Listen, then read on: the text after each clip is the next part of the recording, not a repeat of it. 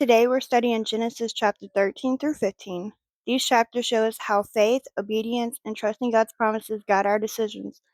We'll see the contrast between human choices based on sight and God's call to trust Him fully.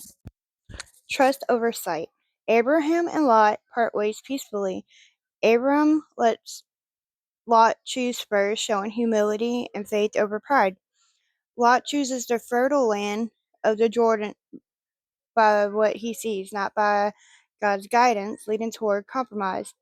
God reaffirms his promise to Abram, reminding him that blessings come from faith, not from what looks appealing. Trust God over appearances, obedience, and humility position you for his promise. In Genesis chapter 14, God as deliverer. Lot is captured because he chose compromise. Abram acts in faith, gathering 318 trained men and rescuing him. God demonstrates that victory is not by human strength, but by trust in him.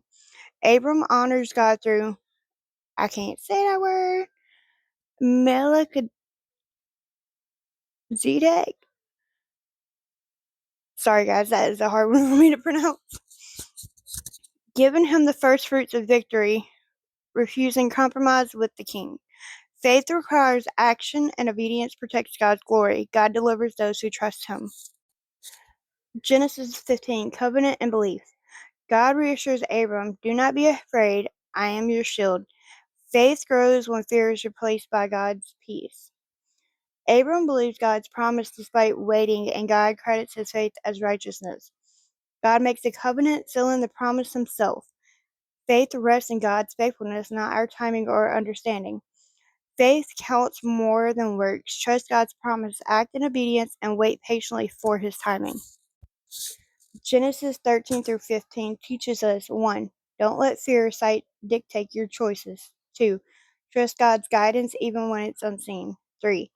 Faith must be paired with obedience. 4. God's promises are secure. Rest in his covenant and act in alignment with his will. So, the challenge for this one is today ask God for guidance in one area where you might be chosen by what looks good rather than by his word. Step into faith and obey him. I can't wait to see y'all tomorrow, wisdom seekers. God bless.